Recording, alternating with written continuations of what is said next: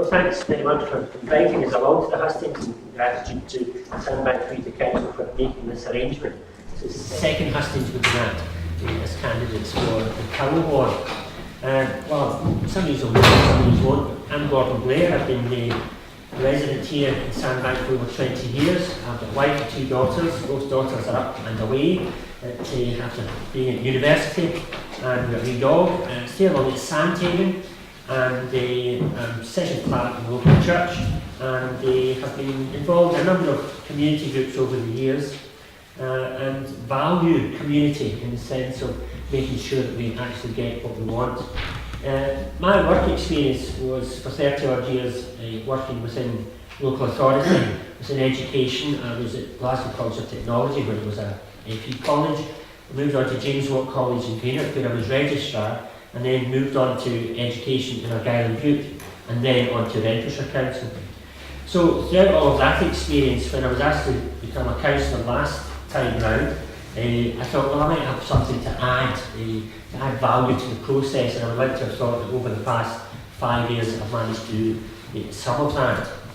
The SNP group went out of administration a year in 2013, and that was really because of Stewart Lodge and the debacle that we had there.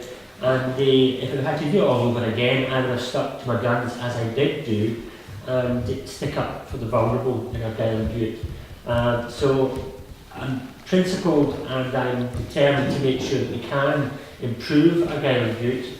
Some of the reports that we've had recently, let alone the debacle over Castle Towers, Rothesay Harbour, and the list goes on. So we have to have positive councillors working as part of a group on the area committee. Part of our manifesto is delivering funds to the area committees to actually allow community empowerment, to allow communities to make the decisions that they want to improve their community. And you can only actually do that by providing a budget. If you don't provide the budget, then it's just words. Our manifesto is quite clear what the plan of action is. Another aspect which I've been involved in on the council has been the regulatory services planning and the licensing, as well as scrutiny and audit. And indeed, Alex been on the planning and regulatory services as well.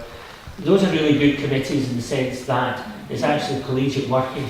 It's working with folk with a principled objective, either scrutinising an issue, and if you like, the party politics are not involved in it. However, the reality is I'm standing as an SNP councillor. I'm proud to stand as an SNP councillor. We've got integrity, and we're going to move the council forward if we're elected. For the area committee in Cowl, we have to make sure that we've got a strong representation, because Cowl is just one part, Dunoon and Bute is one part of an area committee. There are 4 area committees, so we need a strong team on that area committee to deal with the issues that affect our area. And to do that, that will involve working together, and it will also involve working to a manifesto and working to a plan of action with some vision for Cowl.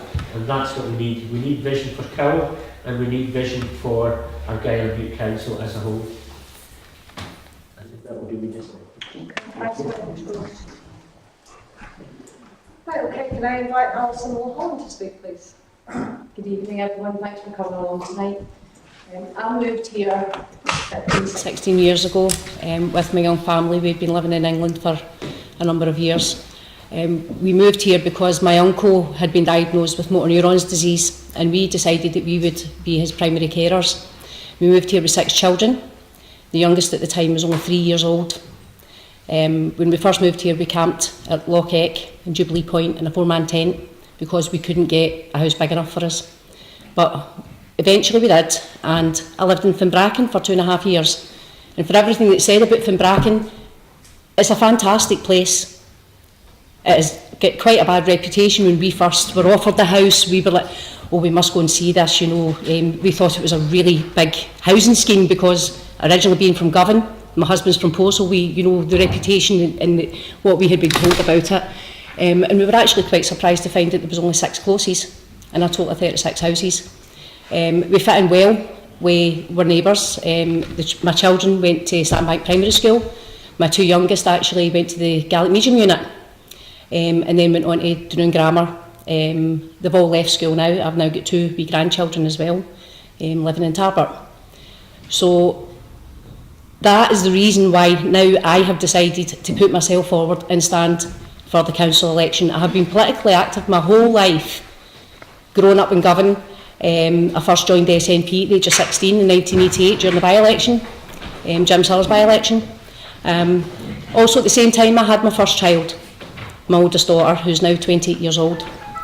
I have campaigned on numerous things, from the anti-poll tax. I've been on the anti-war demonstrations, marching, and I feel as if I'm always marching. And some of the policies that people in Argyll and Bute, people in Cowell are facing, coming from central government, that is affecting our government in Holyrood, which is then passed down and affecting our council. If it wasn't for our Scottish Government protecting the people from policies like the bedroom tax, I'd probably still be out marching against that. So, as a campaigner, seeing what's happening in Argyll and Bute, the decisions being made for the people being told this is what's going to happen, and no input from the people who are actually being affected, I see it's time to change, and I feel that I can make a really good contribution to that, having no experience with the council whatsoever, apart from being a customer. I'm a customer of the council, the same as you are. I know what I need, I know what I want, so do yous. We all have different things that we want and need, but as a community, there are certain aspects that communities need to hold the community together, and these things aren't being addressed by the council. And working together with experienced councillors like Gordon Blair and a strong SNP group up at Comori, I believe that the SNP can deliver for Argyll and Bute and deliver a council that the people in Argyll and Bute can actually be proud of. Thank you. Thank you very much. Alex, can I ask you? Yes, thank you. Good evening, everyone. Well, I think most of you will know that I have been one of the 3 councillors for Cowell over the past, well, I've been in the council now for the past 10 years. Gordon just joined 5 years ago, but between Gordon and Bruce, that was the 3 of us who have been over the past 5 years. I always try my best and do my best for the council, for the people of Cowell on the council. And I do believe that I have been a good councillor over these past 10 years. I do get involved in communities. I was born in Glenbarrow.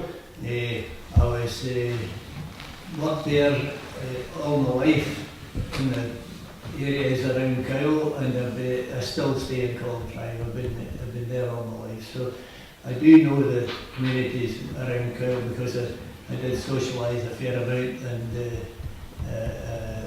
my last job as a roadman just covered every inch of Cowell. So I know Cowell very well, and I know the people of Cowell, and I know their needs. I'll just say one thing about what I'm standing for. I am standing as an independent, and just to point out, I have never been a member of any political party. I have no political allegiance whatsoever. If I am making a decision on the council, it's for the people of Cowell and not for any political party, and that's all I'll say. Thank you, Sue. Thank you. Alan. Okay, thank you, Sue, and I'd like to thank the Community Council for organising the meeting tonight, and thank you all for coming out to listen to us tonight. I had the great privilege of being the Member of Parliament for Argyll and Bute for 14 years, and during those 14 years I was 100% committed to representing my constituents. I could never be accused of being lobby fodder for the whips, and I would take the same independently minded approach if I was elected to the council. I think it's vitally important that elected representatives keep in touch with their constituents. Now, over the last several months, I've been distributing my focus newsletters throughout Cowell, and I would continue to do that on a regular basis if I was elected to the council, because I would use these focus newsletters to inform you about what was going on in the council, and I would also ask you for your views on issues that were coming up, so that when important local matters were going to be discussed, I would be asking you for your views before the Council debates the issue. I would also keep in touch by holding regular surgeries throughout Cowal. I believe in community empowerment, and so I would work closely with community councils and also with other local community groups, such as the Community Development Trust, the Village Hall Committee, and so on. For many years, there has, unfortunately, been a trend of losing services in rural communities, mainly because of the centralisation policies of successive governments. We've seen schools, post offices, police posts, banks, and so on disappearing from rural communities. And I well remember the campaign that we had here to reopen the post office after the old one closed. I backed that campaign, and I was delighted to be at the opening ceremony for the new post office. I would work with community groups and local businesses to sustain jobs and services in our rural communities. To encourage our young people to make their home here, we need to provide more affordable housing and also support local businesses to create jobs. We must ensure that our young people receive a good education and our elderly are well cared for. And it's an important point in villages is that for the elderly to be properly looked after in their own homes, we also need young people living in the village to be able to do the caring. Now, turning to the workings of the council itself, I think obviously the present council has had great problems. There's great division between all the different groups on the council, and that's not just the political parties. The independents, nearly all the independents join a group on the council, and these independent groups and the political parties have great problems getting on well with each other. I think that's got to change. I think we need to move away on the council from replicating Westminster and Holyrood and having a government and an opposition, and they both just shout abuse at each other. No party is putting up enough candidates in this election to take control of the council. So that means that we all have to work together across the parties and across the independent groups to form a stable administration for the council. I think that's the way forward. I also want to see more powers devolved to local area committees as well as to local community groups. Because of the setting up of the Integration Joint Board, the council has 4 reps on that board, and so the council has a say now in how the hospital in Dunoon is run. For far too long, services have been taken away from that hospital and sent to Inverclyde or Paisley. Now, I want to see an end to that trend. I would like to see services brought back here, and the council has got to use its influence on the Integration Joint Board to achieve that objective. There's been great strides made recently to roll out superfast broadband, but it hasn't reached the whole area yet, and I think it's important that we keep up the campaign to make sure that it does. I hope I've persuaded you that I have the energy and the experience required for the job of your councillor, and that I'm 100% committed to representing Cowal to the best of my ability. Thank you. Susanna? Right. Thank you very much for inviting me tonight, and thank you for coming out to listen to what we've got to say. My name is Susanna Rice. I live in Blairmore. I have, with my husband, 7 children and 8 grandchildren, and we run a B&B for B&B in Blairmore.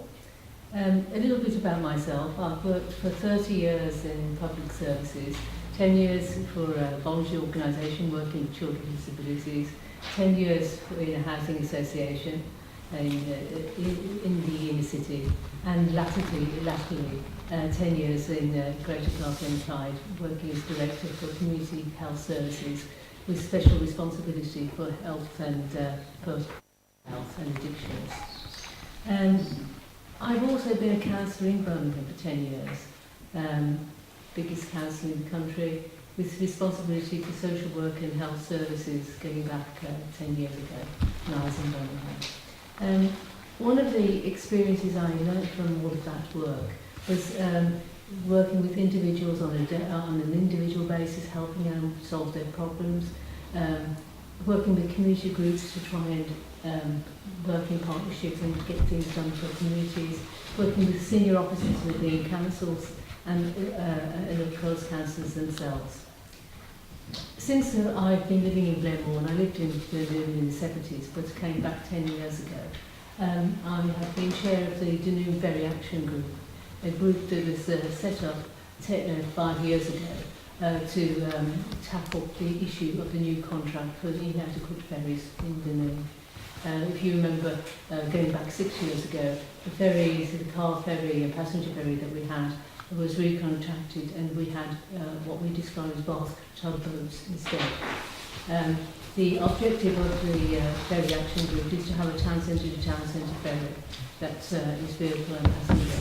And we have made some inroads. I think one of the key things you learn from being involved in getting things for the community is you need to have a lot of steadfastness and tenacity, especially working with civil servants and government and ferry operators. We've made some inroads, but there's still much to do. But the buses that are in place when the ferries break down or can't operate because of weather are in place.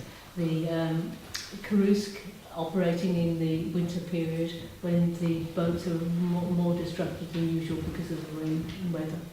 And the new specification for the vessels that's out for tender at the moment, but is paused, we are certain that it will deliver a quality service. Now, it's probably worth mentioning that the government are reconsidering the position with regard to the tender and looking to consider delivering the service themselves, and that won't be known until the autumn. I think that the campaigning that has been done gives a real lift to communities and community groups so that they can make a real influence and difference to communities. I want to say something about the opportunity that's going to give all of you on the 4th of May. There is the retiring councillor, Bruce Marshall, as Alex has mentioned. I think we ought to thank him for the hard work he's given for many years, whether you agree with him or don't. But there's an opportunity now to give fresh energy, fresh interest, fresh views on the council. To take officers on, to make sure that policies developed by councillors rather than officers, to breathe a breath of fresh air to the old guard, things can be done differently, and to work in partnership with you and community councils across the piece. The people of Cowell have a right, and your ward has a right, to expect high standards of education, which we haven't got, clear leadership, which we haven't got. We've had a very mixed picture over the last 5 years. Openness in decision making, Castle Towers, Stone Lodge, and the birthing charges that influence the contract that are out at the moment are all ones where there's been lack of openness. You need to be involved in decision making that affect you and your communities. And as a councillor, and your council needs to work with you and for you to maybe get to that end. I hope that with my experience and track record and my campaigning background, that you feel I can support you in your role on the 4th, your vote on the 4th of May. Thank you. Well, thank you, Chair, and thanks to the members of the Community Council for inviting me all here tonight. And for one thing, I'd like to everybody for taking the time and trouble to come up and listen to us all here on the panel. My name is Yvonne McNeilly, and I'm the Conservative and Unionist candidate. My background is I live in West Bay in Dunoon, but I am a Greenokian by birth and very proud of the fact. And there's a saying, you can take the girl out of Greenock, but not necessarily take Greenock out of the girl. I come from a very strong Labour and trade union family. I was a member of the Labour Party for many, many years, over 30. I became very disillusioned with the direction of the Labour Party around 2007 and 2008.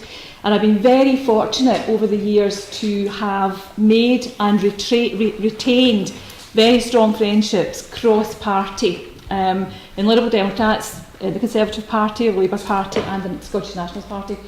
And then at that point, when they knew I was unhappy with where Labour was going, they asked me to consider having a look at their individual parties and see whether or not I felt there was a home. I stuck with Labour, and in 2012 I made the decision that Ruth Davidson and the Conservatives were certainly where I felt most particularly at home.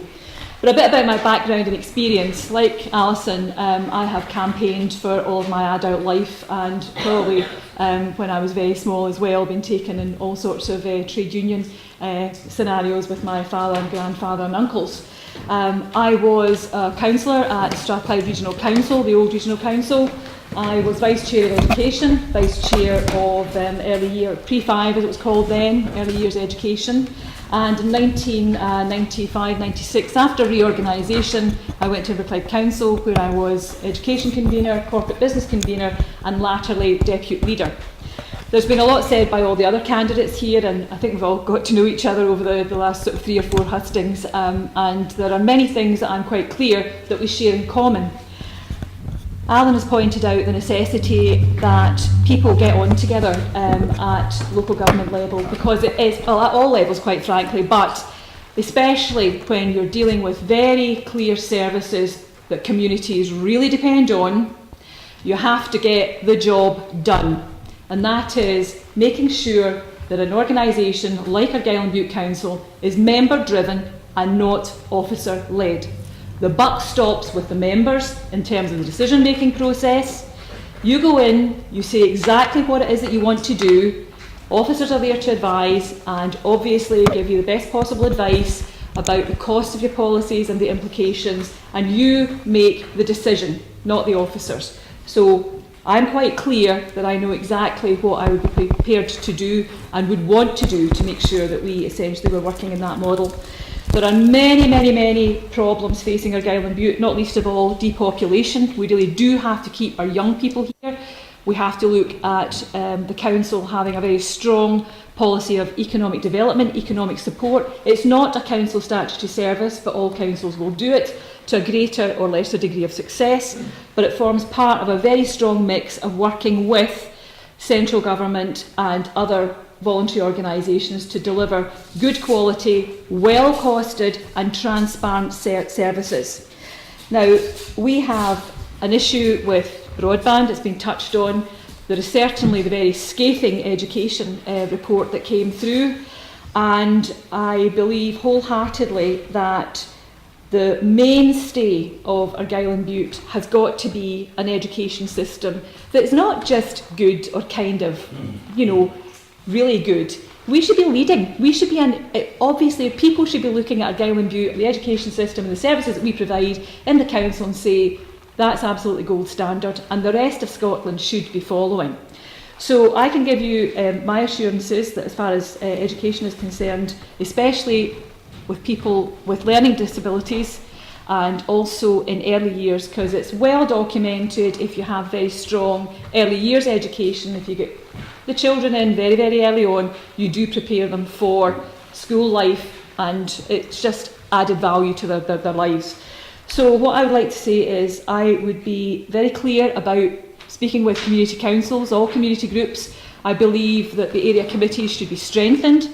I think wholeheartedly that decision making is made best when it's at the lowest possible level within the community, that the community feel part of the process. And I do believe that we also should be looking at seriously devolving money down to community councils and to area committees. And people will come forward with their priorities.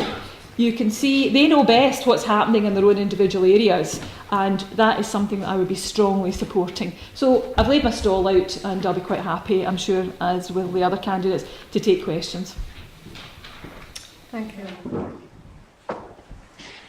So that's it, you've heard from all of the candidates, and yes, now you can ask questions. Can I ask that you do it one at a time, and you don't talk across each other, and can you respect each other's opinions? So if somebody says something you don't agree with it, let's not have an argument in here. Remember that we are being recorded. So could you just take it one at a time, please? Yes, sir. Yes, thank you, Chair. This is a bit of a deja vu for a replay of the grammar school, except different panel on the table there. The first question was, the Think Afternoon, which was held on the pier about 3 weeks back now. Are you aware of anybody of this on the panel? Yes. Good, Yeah. well that's good.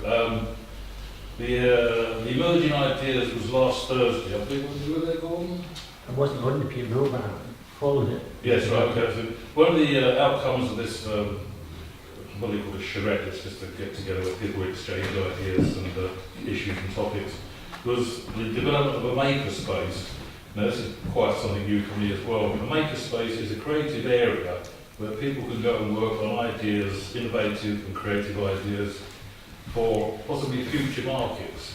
Now, the lady in there talks about the population, the transmission, the egress or whatever of young people, and the lack of employment opportunities. One of the outcomes of having a creative workspace would be the development of new ideas for production within the area. It's all very well importing things into the moons and then export them again. It doesn't quite do what's needed. So hopefully that we will get support from the members on the panel here for such a creative endeavour. Anyone else? A question from the panel?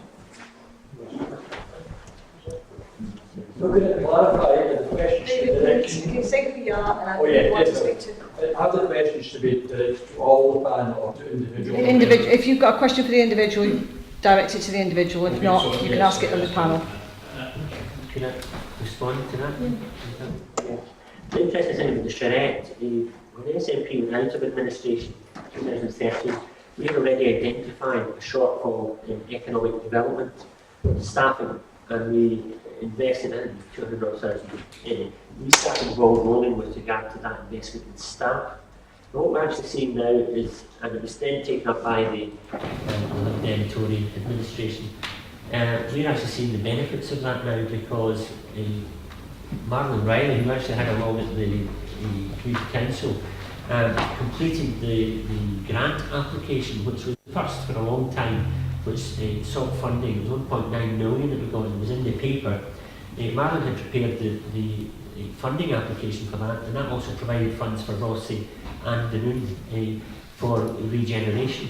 Now, the important thing about that is, now that she's finished that, we're trying to tap into Marlon to do other developments with regard to the tourism and the development of the archaeological site up the back of Dunoon and other aspects to sort of a golden thread, if you like, along the way around the Holy Loch. Now, that's the expertise that we've actually found within Argyll and Bute, within economic development. And that's absolutely essential if we're going to get jobs, and that's what we need to do. And we also need to access space for the entrepreneurs to come together and do the kind of things that they wanted them to do. Because on the tourism front, it's a major job source for us here in Argyll and Bute, the forestry, and we need to make sure, we need to ensure that hospitals and the education service are well equipped and supported as well, because those are good quality jobs, you know, and also from the care perspective we need to make sure we get staff trained up for that. So there's lots of opportunity. The charrettes is one part of the overall economic development, which we in the SNP and other councils, and Alex was on the meeting in the room for that. That's exactly what we need to do, be positive and move forward. Not top down, the very staff who are actually doing some valued work and getting grant aid into this area. Well, when I went down to the Think, it was apparent that it was very much an exploratory exercise, trying to get to people's ideas and views brought forward to young people, older people, businesses. And I think when I went around, they were going around the businesses in Dunoon, talking to them. But I think support for really creative ideas is going to be essential in Think Dunoon, because they haven't got money for it. They've got to leave the money in. And to leave the money in without the backing of the council and being able to achieve that, no money is going to come to Dunoon to bring forward these ideas. So it's essential that the council support the Think Dunoon project 100%, and actually maybe can find money for doing certain things, because I think the officers that I spoke to were looking at match funding. Match funding is different organisations, but the council has a key role in putting some funding in to lever out other funding that could make this happen. Yeah, that's what I'm asking. Yeah. Yeah, well, I think, Chair, Gordon's right enough. I mean, the levering that money out to that extra funding is getting levered out because of the work that the staff have done in that respect. And I think it's a really good thing, the charrette. I hope it does bring some really fruitful results. But again, as Gordon says, the tourism is a main aspect of employment around the area now.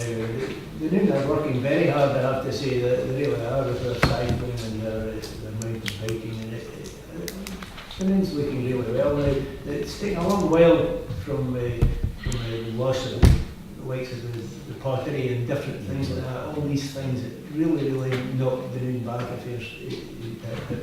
I think that the Noon is starting to perk up. I really have high hopes for the Noon. Sorry, Alan, please.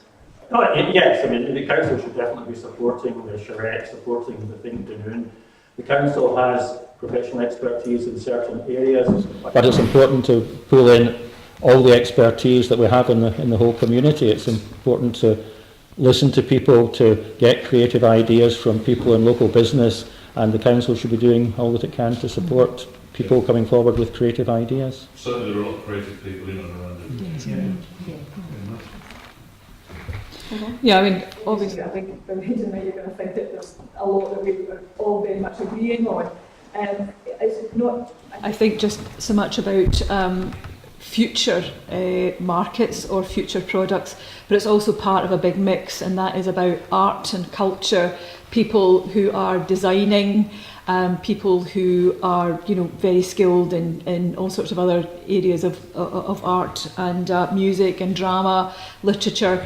It's also about energising, I think, perhaps the business community that we already have, to see whether or not they'd be prepared to come in and do some serious sponsorship. I mean, if you're going for the issue all the time where it's about matched funding, then funding from any source, as far as I'm concerned, I'd be quite happy to accept.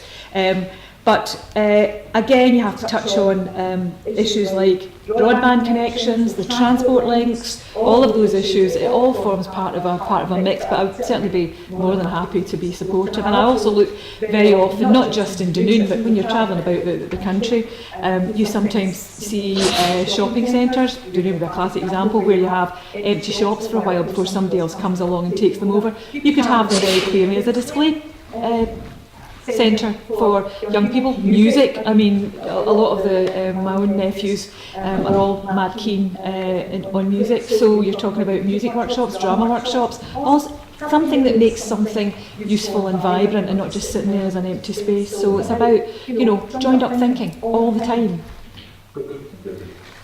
To be honest, I heard little bits about Think Dunoon. I don't have any involvement with it. I live up in Kames, so it's not very often that I get into Dunoon, and I work up in Portavadie, up in the big complex up there. But certainly anything that can be done to involve the community at a local level, where it's going to boost jobs, bringing people here to visit, tourism as well. But as Yvonne said, you need to look at transport and things like that as well. But you've also got to remember, Cowell is made up of lots of little pockets of population, little communities.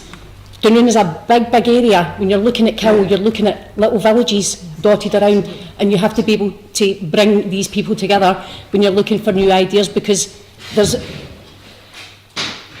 the person with the next cure for cancer could be living in Kames for all we know.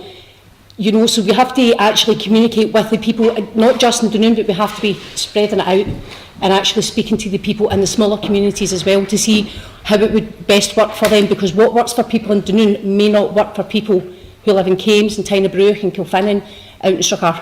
Well, I think the point you made there about communication certainly is bicycle open up vast vistas for people just to cycle from one village to the next. We now have the instant supernet broadband, which you can get in contact with the other side of the road in seconds. So yes.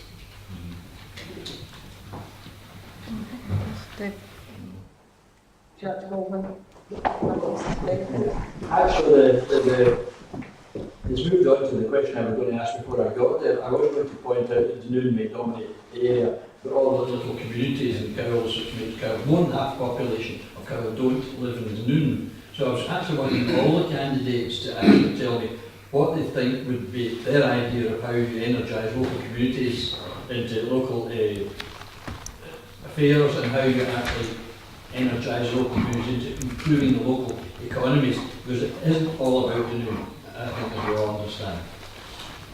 Okay. So, Yvonne, would you like to I think it goes back to what I said earlier on. It's Dave, isn't it? Yeah. I think it's what I said earlier on about devolving as much as possible to basically the most local level that's feasible. Looking at the structures that are already there, you have community councils, you have, you know, early years groups, you have lunch clubs, you have all sorts of groups that are around. And I think when people feel that they're being taken seriously and that they can actually impact on decision making, they get more involved. You also have to take account, you're quite right when you say about Dunoon not being the be all and end all, any more than Oban or Campbelltown or whatever. But when you're dealing with a huge rural area, I couldn't agree more. It is really important to acknowledge that you've got small pockets that want to get involved in things and deserve the same amount of recognition, time, effort, energy that you would spend on the bigger population centres. So I think it goes back to what I said earlier about being able to get as much money and as much decision making down to basically the most base level in the community, so that people actually feel that they have some sort of real impact. It's not, you don't go to talking shops and sit and listen to the talking heads. They actually go in there and people are listening to what they say, and they have a real influence in the decision making process. So I think going down that road is a fair start, as well as going back to all the other stuff about transport and connectivity and so on and so forth. Alison, would you like to? Yeah, just to continue on from what I said before, and what Yvonne said, you know, I live in Kames, and the needs of Kames are completely different from the needs of Tynebrew. In Kames we've got one shop, one post office. Tynebrew has got a lovely wee art gallery that's got the lifeboat station. There's new businesses have actually opened up. My ex-boss actually left and opened up a tea room for people coming in, you know, and she gets a lot of local trade.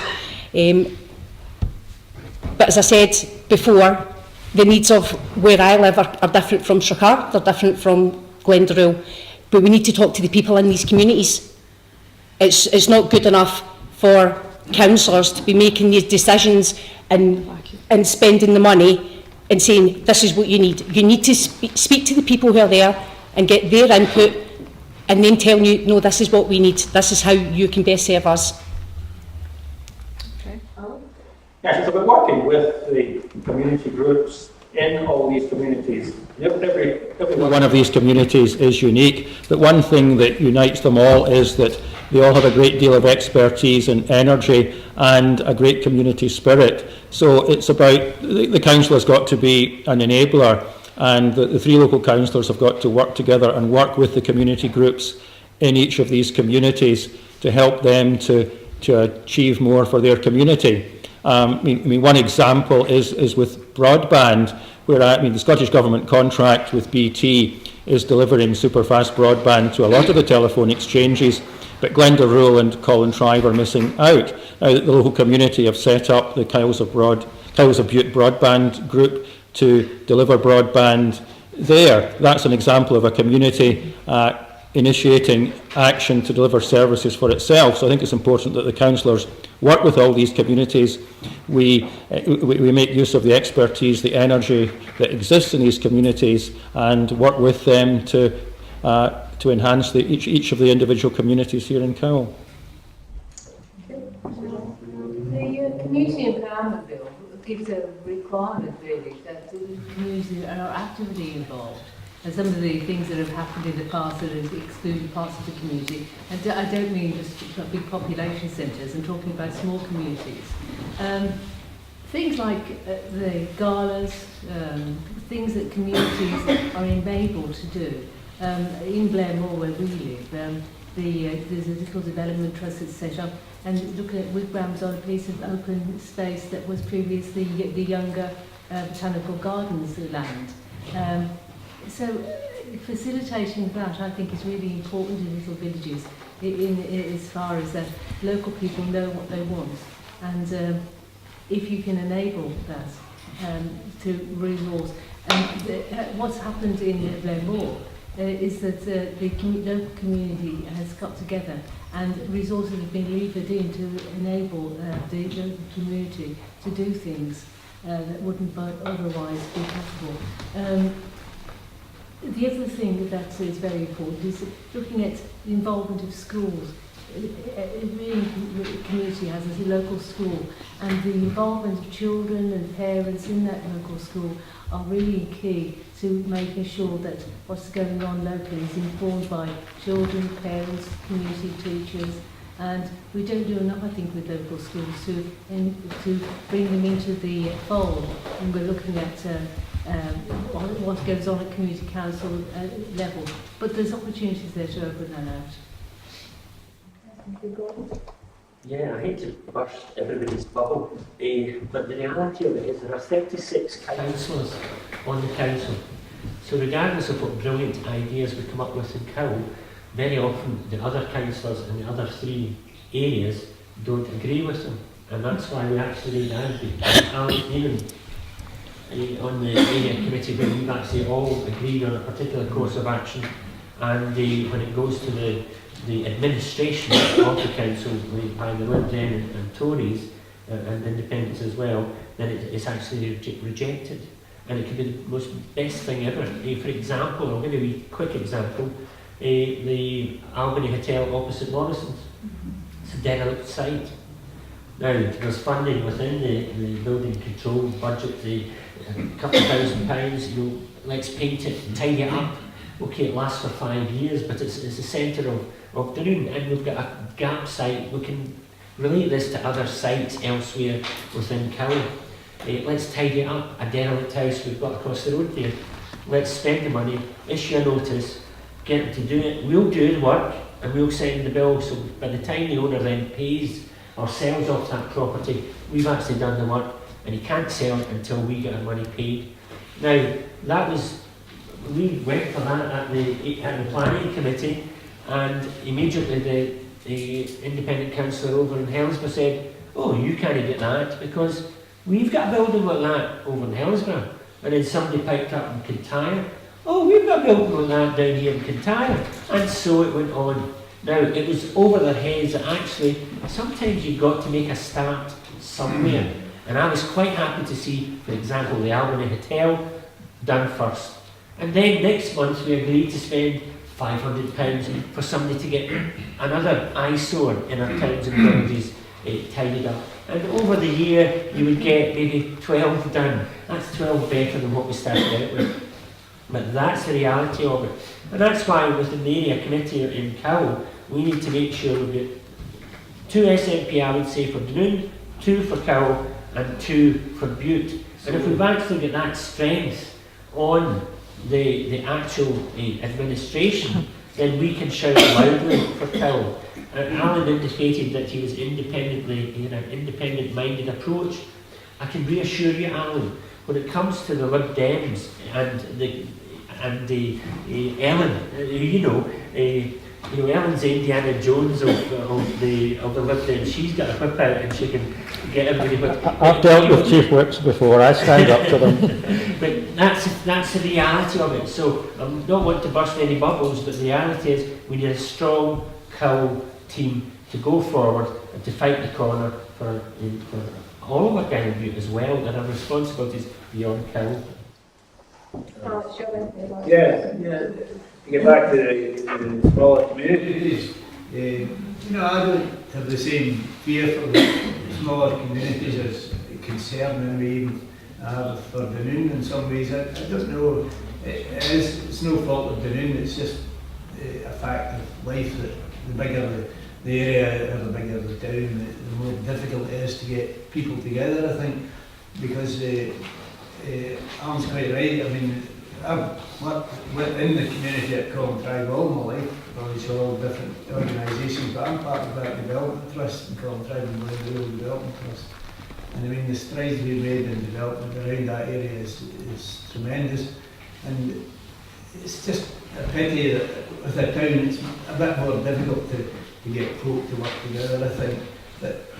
I think I've got real hopes for Dunoon with this. And why Dunoon? Well, because Dunoon is the main town of Cowell, and that's why we're talking about it. Other than that, I am totally supportive of every community in Cowell. I go to all the more rural community councils, and I think the Sandbank community councils understand completely why that is, because Gordon stays down the road and Bruce is along the road too.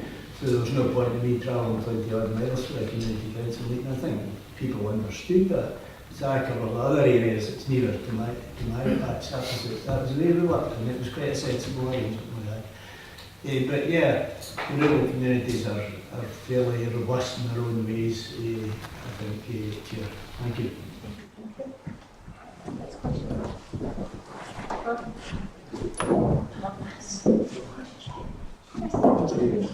This gentleman here. I don't know if the panel's aware, but there's going to be a general election on the 8th of June. Do you know about that? Yes. No. So it's the 8th of June. I was just wondering if any of the panel have any intention of standing in the general election, because obviously it would impinge on their ability to be councillors for Cowell. One word, no. No. No, I'll be proud to be a councillor. I don't think I'd want to be an MP. I can guarantee no. I would prefer to be one of 36 councillors making a difference to the lives of us all than sitting down in London with 600 plus politicians doing something that doesn't make any difference to our lives. Anyone else want to answer that? Definitely no from me. I'd be quite happy just to be representing the people in my ward. And no from me. Well, I think the question was probably for myself. First of all, I've been thinking about it, and I mean, if I lose the council election, then definitely not, because having lost 3 elections in 15, 16 and 17, I would take the message of the community and would hang my boots up. If I'm successful in the election, then yes, it's important to be fair to everybody that I am considering standing in the general election. And yes, if I was successful in overturning Brendan O'Hara's 8,000 majority, and then yes, that would mean that I would be an MP again, and clearly it would be impossible for anybody to do the job of MP and councillor for any length of time. It happens after every general election. There's a series of by-elections because councillors have been elected to Parliament. Yes, that would cause a by-election.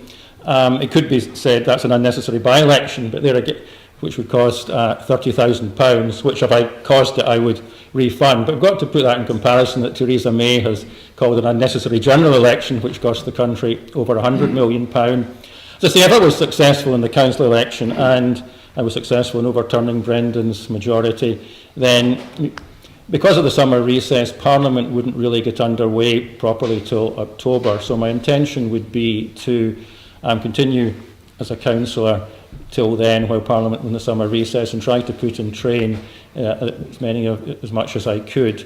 But I would then stand down, and you would get a chance to elect a replacement, and I would certainly pay the cost of the by-election if I caused it.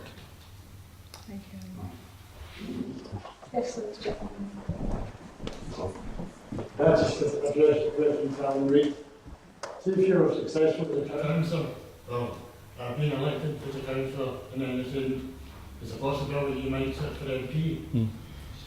What kind of loyalty does that actually show to people if you're elected as a councillor? You're not happy with that.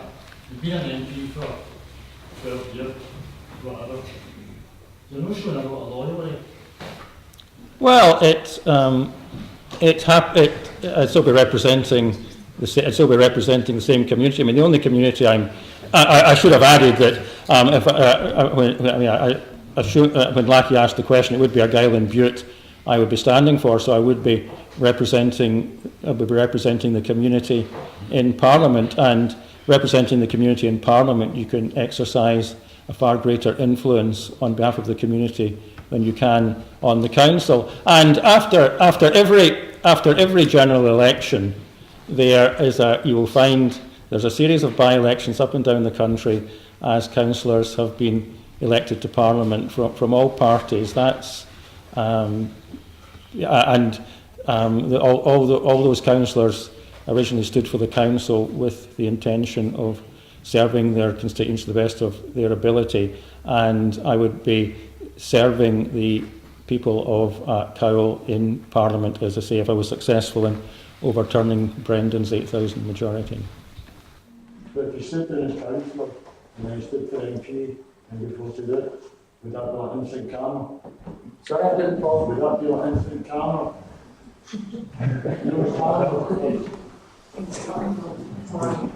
Well, all right. I've explained my intentions. That's if I am elected and decide to put my name forward, and we are successful in both the Liberal Democrat selection contest and in the general election contest. And it's up to each of you to decide how likely those events are.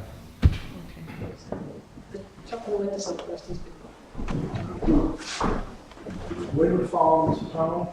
Now, locally they're quite controversial, and the latest one that's due to come before Argyll and Bute Council for planning permission is our Tarrant estate.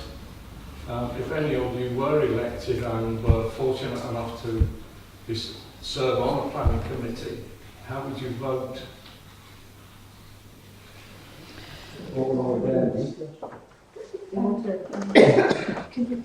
Can you actually answer that? No, you can't, because Madam Chair, my previous experience is you can certainly, if you want to have a dialogue about something in terms of planning, we can chat about it, but you really are not at liberty as an elected member to say how you will vote. Certainly, if you look for that you're not, you can certainly express your view. But what's your views? Sorry. Can I make a comment? Yeah, just hold on. Yeah, go on. Yeah. Well, I won't talk about that one. We'll talk about one that maybe Alec and I disagreed on for two different and perfectly valid reasons. What I want to stress is, on the planning and regulatory services, there's a different climate in that we go through the whole process of planning. The officers put forward recommendations, and we can either accept or reject those recommendations. And for the turbine that was up at the back of the Argyll and Bute, I actually voted against that. Development Trust, and Alison was really for it, and both perfectly valid reasons for having two different answers in my view, because for that one meeting, it was the first time in over 4.5 years that the Scottish Natural Heritage had actually turned up to any planning meeting with regard to wind turbines. And for me, that just emphasised the importance, and also the importance of the Argyll and Bute as a almost world heritage site. So there's aspects, but from a community perspective, Alex was obviously fighting with regard to the income that really is a great benefit to community councils, both one side of the loch and even in Bute and all these other places, who can actually benefit from the community entitlement to funds from the electricity produced. So planning is quite a different one. For us to make any comments on a future planning application, I wouldn't want to do that, because actually I want to see the actual papers in front of me.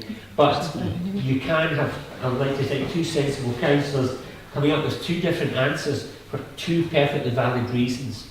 And that's actually the joy of the regulatory services committees, because you can actually have good debate and actually interrogate the officers and find out what the rationale is why such and such a thing would be approved or recommended on their behalf, when in fact we have, as elected representatives, a different perspective. And we can, if we come up with a proper amendment to that, we can overturn the officer's recommendation.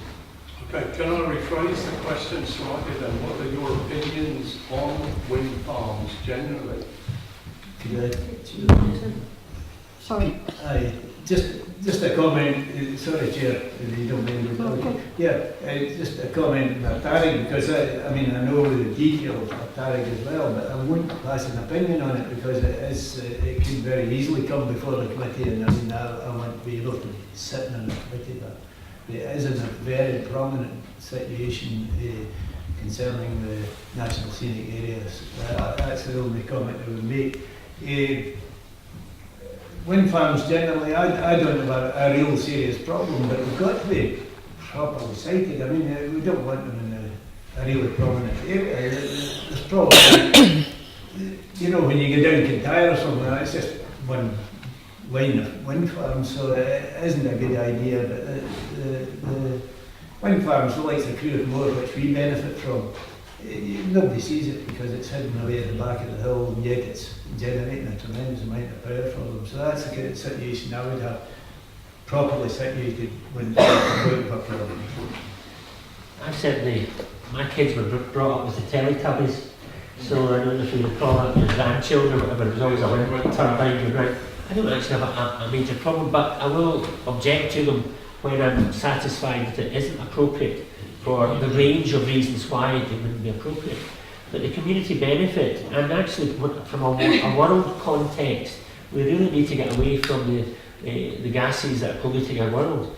And Scotland was producing, I think it was 40%, 50% of its electricity from wind turbines and hydro. So I think rather than putting billions of pounds into, say, Hinkley Point, for another Chernobyl, I don't know if you saw the programme about that, that's pretty horrendous. I think we should be actually looking at things on a more localised basis, but within the parameters that are set by our planners, who are the professionals, and also by the communities who ultimately are living with these pieces of equipment to produce clean electricity. And that's quite important.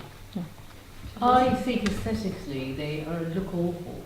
And where you see any of them, and you are close to them, they are more awful up close than they are far away. I think there's a question about the amount of electricity that's produced in France, for instance. They've decommissioned some of them because they kept on being blown out because the wind was too much. I far prefer to see investment in hydro as an alternative to clean energy than see wind turbines that look awful, are questionable, they're very costly as well. So there's community benefit. People see the money rather than see the beauty of our country.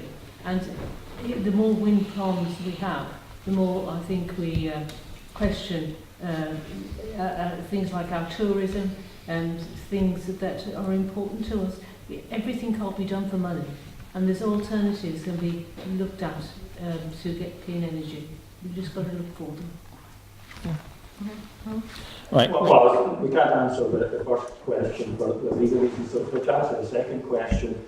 In favour of wind farms in principle because of the benefits to the environment by generating electricity by renewables, and there can also be a community benefit as well, but with the proviso that they have to be situated in the right places.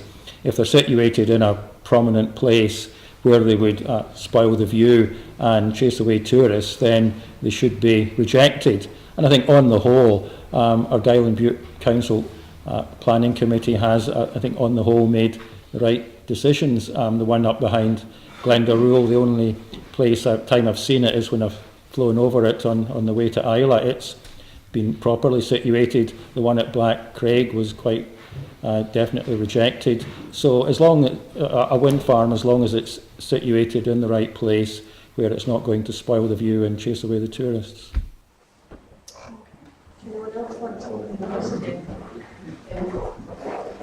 I love wind farms. I love seeing them when I'm driving the motorway. If I'm going down to visit friends and family in England and you're coming down the Pennines, and I think they're amazing because that's telling us that we have entered the 21st century when it comes to energy.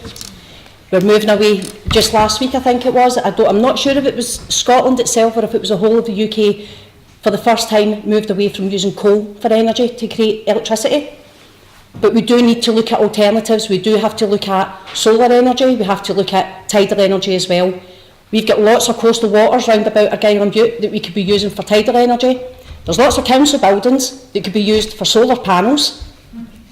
You know, there's so much potential out there for it. We don't just need to concentrate on the wind farms, but we have to be sensible with them, as other people on the panel have said. When it comes to wind farms, we do have to be sensible with them, because Argyll and Bute relies heavily on tourism, and you don't want people coming and seeing them as an eyesore. But me personally, my own opinion, I think they look amazing. I think they should form part of a full energy mix, a 21st century energy mix. And again, everybody said it, if they're properly sited, then that's absolutely fine. But when you're presenting a major tourism project to people, or Argyll and Bute is a magnet for people coming in to enjoy the beauty. So it's a fine line all the time about generating income for communities and producing clean energy. So it's about being sensible. We've already touched on hydroelectric. Scotland's been doing that at Pitcrew since 1957. I remember that from Higher Modern Studies 1974, so you can work out my age from that. The other thing is, we've been working for a very long time on tidal power. Cumnock and Shire, Western Isles Council, Orkney and Shetland Islands, they have been working for the last 20 years on those sort of projects to produce energy from tidal power. And I think Susanna touched on wind farms and that particular form of energy not being as, shall we say, popular in France as it is in Scotland or the rest of the UK, and also it's not popular in the USA. They have decommissioned lots, albeit because they are now almost self-sufficient in shale oil production, which is another whole controversy. But to go back to your general point, what I would say is I think as part of an energy mix properly sited. Thank you, Carol, and my apologies for putting you on the spot initially. I'd like to ask the candidates how they would propose to support the String Lodge development group along with the hospital, because we need more hospital services on that, and deal with the integrated joint board problem. Okay. Question for the whole board. We'll start down here. Yeah. I mean, I'm quite clear in we've got all sorts of issues around cow, between roads and different things like that. But my priority, and I've said this all along, my two priorities I have, and that is education for our young people and supporting our old people and looking after our old people. Struan Lodge is a place to look after our old people, and there's no doubt we need to support Struan Lodge. It was a silly idea that they had of closing Struan Lodge. I think Struan Lodge is an icon and a real icon of care for the elderly, and it should be supported all the way. The integrated joint board is just something that hopefully it does work eventually, but it has struggled very much to get it underway. And I can understand that in a way, because it was a big undertaking. We walked in with our eyes open and didn't study the whole thing properly, and they're probably getting round to it now. It is getting supported financially from Argyll and Bute Council to try and get through this first year. And get it up and working properly, but Struan Lodge is a very necessary place for cow people here. I agree with this. Yeah, I think one of the aspects of the integrated joint board was that there were various models of delivery of care services, and most folk actually think that the strategy from the Scottish Government is actually quite good, and that most folk want to end their days in their own home. They don't want to be in a hospital, they don't want to be in a care centre, they want to be in their own home. Unfortunately, that's not going to happen for many folk. So we've got to make sure that the care provision is appropriate When they embarked on this actually happened prior to the last election, as I made a brief comment to in my opening statement. And of course, 3 years prior to 2012, the Short Life Working Group had actually come up with this idea, and it was the principle was actually the privatisation of care services. And of course, for that aspect, you then look at wages. And of course, the argument for all of that about we're paying our staff, council staff, too much, we need to cut their wages. The reality 5 years on, of course, at that time when the SNP lost the administration, the reality was that we were asking questions which was looking for the answers. Why has this come about? Because you didn't need to be brain and Britain to realise that as an elderly population, we need as many care homes as we can get. And in fact, not so long ago, this was the first council to actually close a care facility in the whole of Scotland, which is a real indictment on the administration, an absolute disgrace. And those folk from Bute were actually dispersed throughout the area and also across a lot of to Inverclyde and beyond. So looking after our vulnerable is absolutely essential. If you want to do that, you've got to make sure that the model of delivery is appropriate. Now in Highland region, the way they divvied up the services, their early years of child services also went into the child services within the NHS. So that bit of it, if you like, was dealt with by their own social work department, whereas the elderly care services were actually handed over to the NHS side of things for the elderly part of the population. That's how they divvied up. But it boils down to money. And the reality is, there's I think it's £20 million at the moment they're short. And the aspect, when we ask questions about how you're going to save this money, the comments coming back with, well, we're going to save it on prescriptions. Of course, any savings on prescriptions go to the Scottish Government, not to the local authority.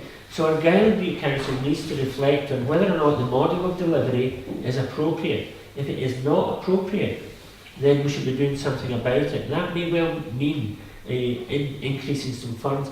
It also means, even in the logistics of it, if you've got 2 lots of staff doing roughly or working in cooperation, and the staff are doing a really good job, but actually you would have them all wearing the same uniform, all having engagement with the organisation that they work for. And I don't think that has actually progressed in the way that it should have.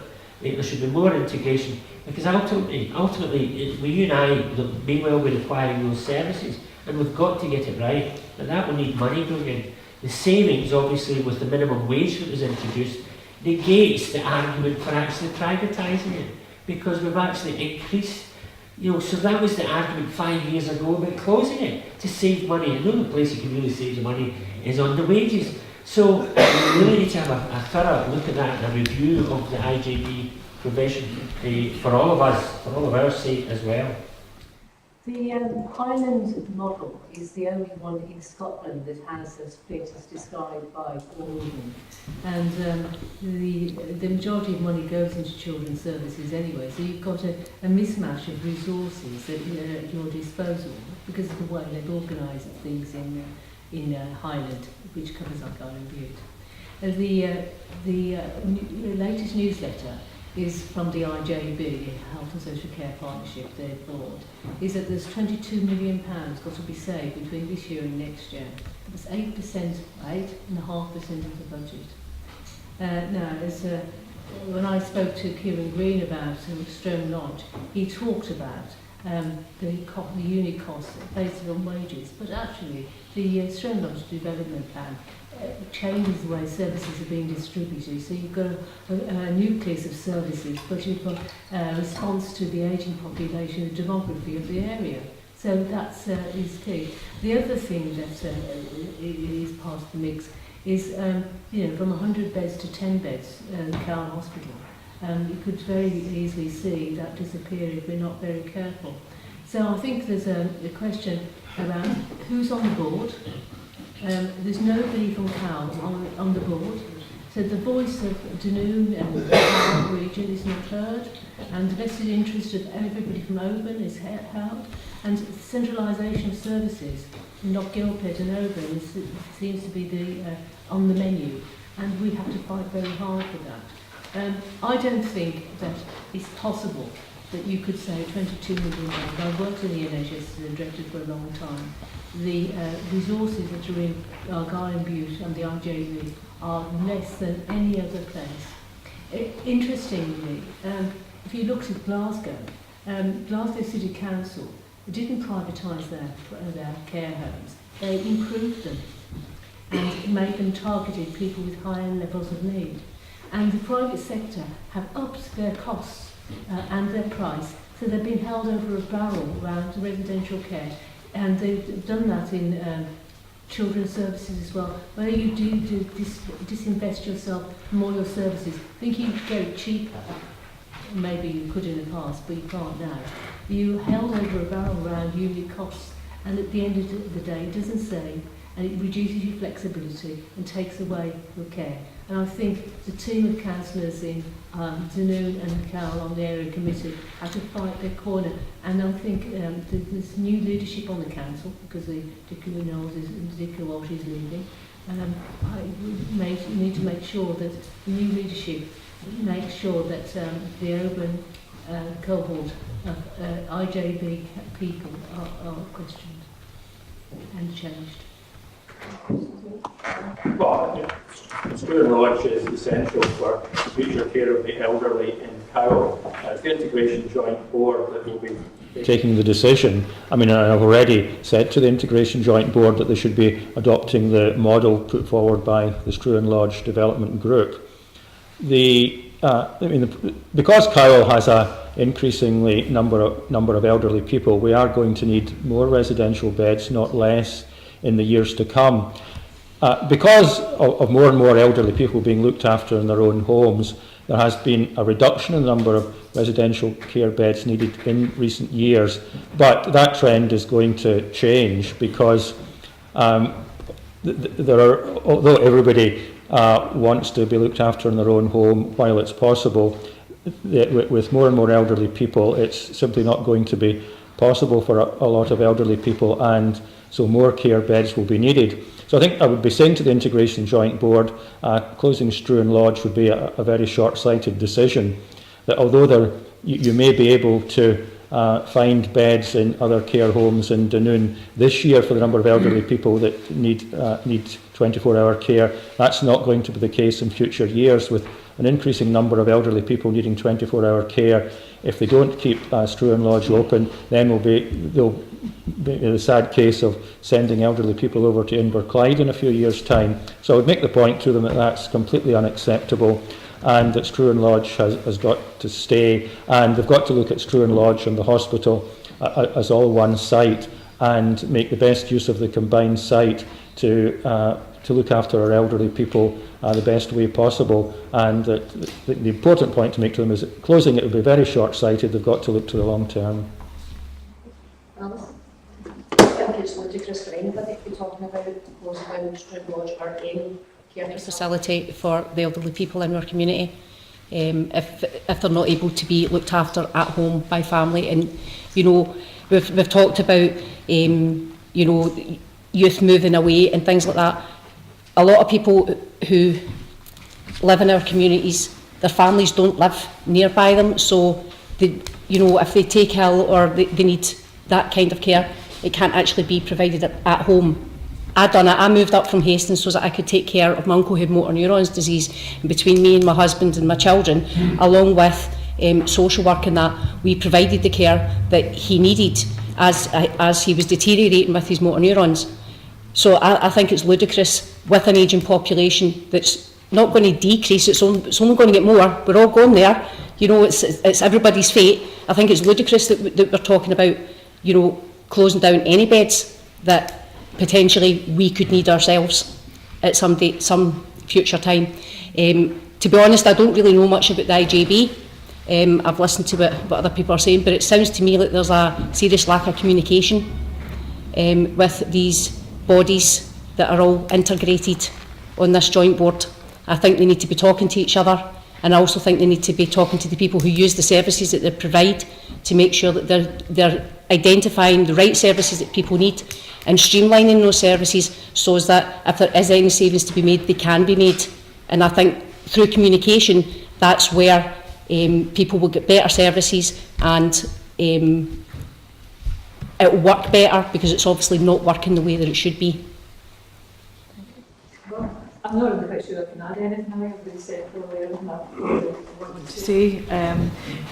It's crucial to have long-term thinking and thinking these things through. It's also really, really bad when you at least give the perception that perhaps the decisions about things have been made before you go through the consultative process. And that usually, in my experience, ends in a not particularly good outcome. But I wasn't part of that process, so I'm not sure of all the ins and outs. But I would agree with pretty much what's been said with my fellow candidates here. And also the idea of somehow or other Inverclyde forming part of this mix. Well, Inverclyde has the same problems that you have in Argyll and Bute in a different format, but it has also an increasing elderly population. And it also suffers very greatly from its young people going away and leaving and basically not coming back again. So they are suffering similar circumstances to here. So at the end of the day, I think you always have to be absolutely mindful that you're actually dealing with people and human beings. It's not just some sort of abstract commodity. It's about people, it's about their lives, the impact on their families. So it's about consultative and sensible decision making, and I would certainly, as far as the hospital is concerned as well, and I just want to touch on that, I think the hospital is absolutely crucial and vital to this community, because if you've already got an issue with depopulation and you're talking about trying to attract inward investment, stuff that was spoken about earlier on, a hospital facility with an A&E, pretty certain that you've got to have that on the go. So I think I can't add anything else. I think it's pretty much been covered. Long-term plans, when the council are facing such huge cuts, budget cuts, how can you make long-term plans? You can't, can you? Sorry, who are you addressing this one to? Yeah, well, everyone, well, if there's going to be a huge cuts to the budget, how can you make long-term plans? Yeah, I think one of the things to bear in mind is here was actually a Labour council at one point with a Labour candidate who became independent, and he's now chairing the IJB. Well, what is it now? It's finished. Robert Creelman's now. It's Creelman was taking that on. So the reality is that we're talking the budget of £5 million. In my day, and indeed in your day, whoever paid the piper decided the tune. And the responsibility is still with the council. It's council money that's going to the IJB, and we've got to make sure that the one I would be hoping to insist on getting a proper review to see whether or not this is the correct model for a rural authority. I mean, everybody go on, and it touches on transport, it touches on communication, it touches on professional staff.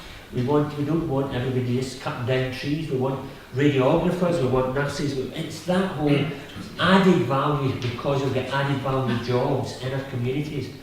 But the other aspect is we still want to ensure we've got good care at home. And this is a major transition, and it boils down to money. And that's the concern. And we've got to make sure it works. Chair, just for clarification there, just to be clear, that the council was aware of this and then the trouble that we were having with the IJB, and it was an extra £1.23 million put in there by the council this year, and it was the biggest part of the 3% council tax increase that went to the IJB to try and alleviate the problems that we're having here in the transition into the integration of the health and social care. So that's just to be clear that there was extra money put in, 1.3 million that was put in by the council extra this year. One of the things I was going to say about the resource and the IJB is that half of the resource, the resource for the NHS comes from the Highland Board, and there's a different stream of money. I think there's a need for a review, because with the chopping up of the health service separated from children and adolescent services. Mental health services for children are dealt with in a different place than mental health services if you're over 18. The problem with the IJB is that the resource needs to be tracked so that we make sure that the resource that is tied up in the NHS is delivered to the IJB as the resource for the local government. So there's two elements. That's why the importance of having people that understand that on the board, because there's 4 members from the local authority and there's 4 members from the health board on there, and everybody will be safeguarding their end of the deal. So there's a review needed desperately. We need to be kind of moving on. We're just going Well, the answer is we can't make the council can't make long-term plans because the Scottish Government only tells the council its budget a year in advance. Also, the Scottish Government also puts a cap on the council tax and only tells the council a year in advance. So, because of the way the Scottish Government restricts council spending, the council can't make long-term plans. It is very difficult. But ultimately, that comes from Westminster. Wait, can I answer the question that was put? The question was put to me. I think a lot of this has been off localness. Yeah. You know, and I think as well, it's taking too long to answer questions because there's lots of hands going up and.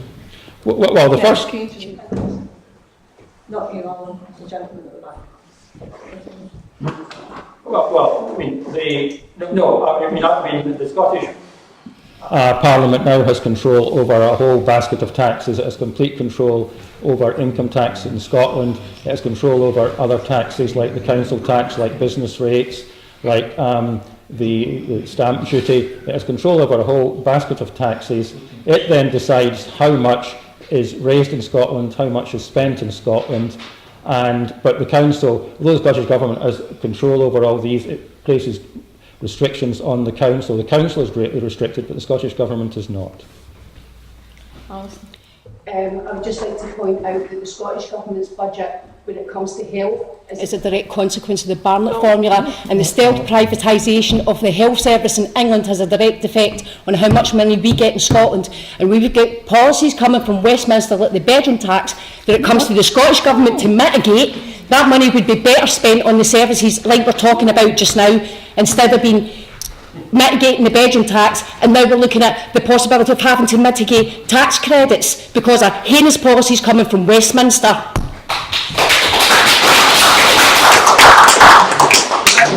It's devolved. Housing tax benefit is devolved. Can we just get back to what we were talking about? I think we've been off down the table with I said earlier on in the beginning here that you can see the girl in the room, but not necessarily there. Certainly not getting out of the girl. So I'm here to debate local issues. Anyone want to debate anything else nationally, any time, I'm your girl, but we're here tonight to discuss local issues that will affect us at the local council. Ian. Two or three of the candidates mentioned improving openness within the council and its operation.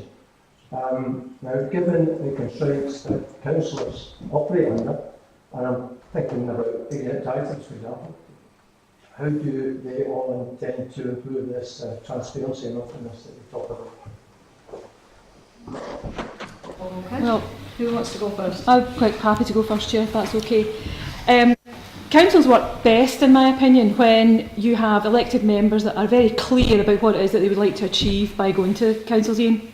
And also when you have good, very high quality officers who are there, who really want to be very on top of their game, to be seen as good. Careful. We've got some ex-council officers here. Well, I'm married to an ex-council officer, so I'm not really that bothered. I've got to sleep with one every night. The bottom line with all of this is quite clear and straightforward. When you go in and you're honest and straightforward with people and you say, I can do this and I can do that, I will try to do this, I will try to do that, and you go in and work in good faith, then that's when you get good decision making. But if you have a situation where you have at Argyll and Bute Council, and let's not move away from it, where you have councillors who have been silenced because you've had a dispute with an officer, and I've had many disputes with senior officers, but you do it behind closed. Basically, you have to do it in a professional way, straight up. Here's the issue. Here's what I want to talk about. Here's what you want to talk about. It can get a bit robust, of course. It can get a bit robust, but you go away because you're professionals at the end of the day, and you work the agreement out. You don't air dirty linen when you don't have to, and make the council basically a bit of a laughing stock. So my view is, you go in, you know what you're there to do and you want to do, you will respect the officers' roles, and by God, they will respect you. So that's how you get transparency in decision making. It's about mutual respect. You're not doing things behind closed doors. What if there's a culture of keeping things general secret anyway? How do you overcome that? Well, my view is, And that culture extends to the officers. well, officers are there. This is the thing, they are public servants, and it's entirely up to the elected members to make sure that officers are held to account. Now, if people are keeping things secret or quiet, happened before to me, and I'll have to tell you, the individuals themselves and I had a very full and frank discussion. We had a full and frank discussion with the Chief Executive, and on one occasion, one individual felt it was probably better to pursue their career at another council. Well, fair enough. But the point is, things will be done open and honestly, because it's the only way that you get good work done. Yeah, right. It seems to be endemic in the Argyll and Bute Council. Well, that's got to change. I think there's three things that here I think is a culture, but there's an opportunity on the 4th of May to get some new people on there that might challenge the culture. You have to be satisfied that these people have got the background to be able to do that. But there's, from my experience of Argyll and Bute Council and compared to other councils, there are a number of exempt reports that you can choose to have in the public domain or not. And Argyll and Bute is particularly secretive. It airs on the side of caution all the time, unlike other councils. Now that is a matter for the legal advisors of the authority, backed by the Chief Executive, and the new leader of the council and the leadership group need to take that on. The other thing is, this, unlike most councils, there's no streaming of meetings. Council meetings are not televised. So people can't see behaviour, can't see the officers' behaviour, can't see members' behaviour, hear nothing. So you can advocate that? Yeah, I think that should be absolutely a requirement straight away. The other thing is, the point that's being made by Yvonne, there's been a culture where officers have led and councillors follow. Councillors are elected to make strategy and policy. Officers are there to advise, and officers that are very skilled at making intimidating councillors, but actually, it's councillors' names that go on letters, councillors' names that go on reports, councillors make decisions, officers don't, and that's another culture that needs to change. How can we be sure that elected councillors will be compliant? There's a means, the performance relationship of the Chief Executive and chairs of committees. Every chair of committee reviews the performance of the senior officer. And look at education, nobody has been sacked or dealt with in education, but everybody has a right to be heard and properly represented.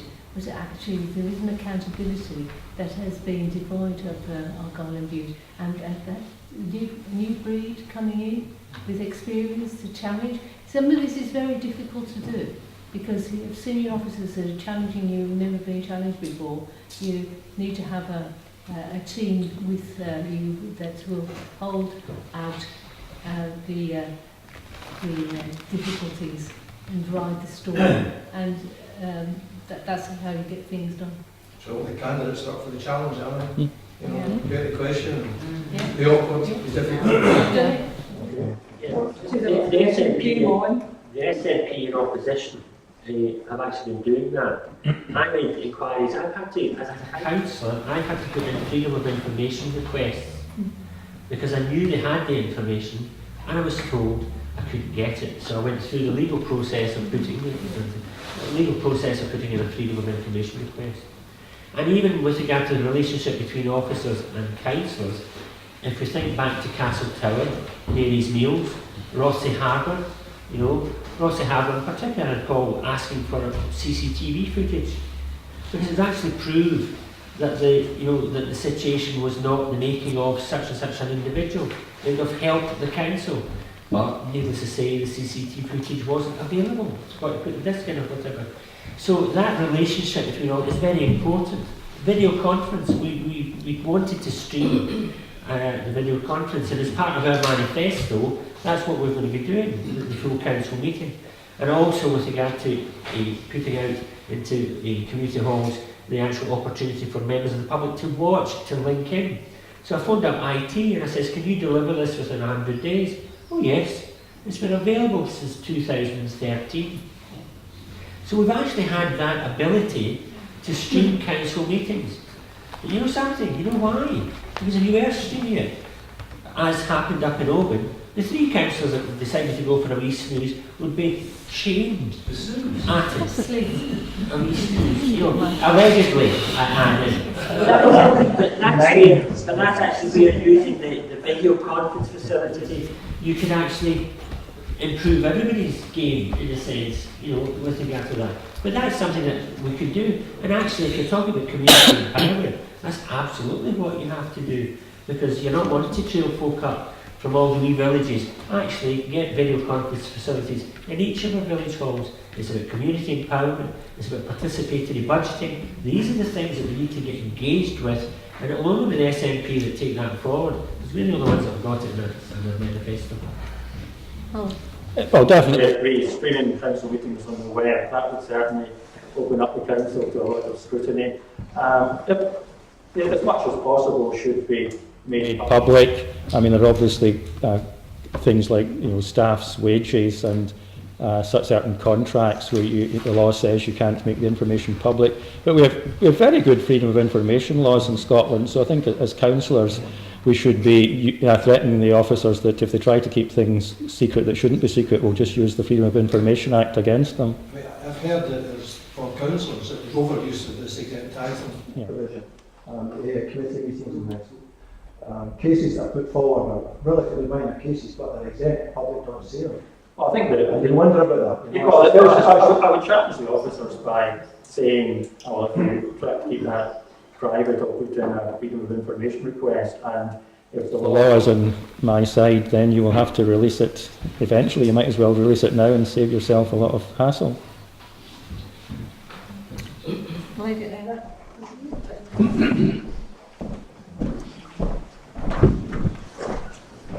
asked a question at the Argyll hustings last week, and I was quite disappointed about the results from a lot of the candidates. So I was wondering what the candidates here would think about making sure that LGBT youth feel safe within the Kill community. I'm quite happy with that. I think it's actually a shame and a tragedy in 2017 that we actually have to be asking those kind of questions, And I would say that I had many friends in the 70s who had difficulty coming out as gay or any other issues, and now that we're still having this debate is really quite depressing. So I would have no hesitation if there was any support required, and I'm sure there is, in offering that support. Alison, would you like to? I was really disappointed with the answers from a lot of the candidates at the Doon hustings as well, who clearly had no idea what it was that you were talking about with the responses they gave, and thinking that opening a shop in the middle of Argyll Street in Doon was the answer, and it clearly isn't. I think a lot of it centres around education as well, not just in schools, but educating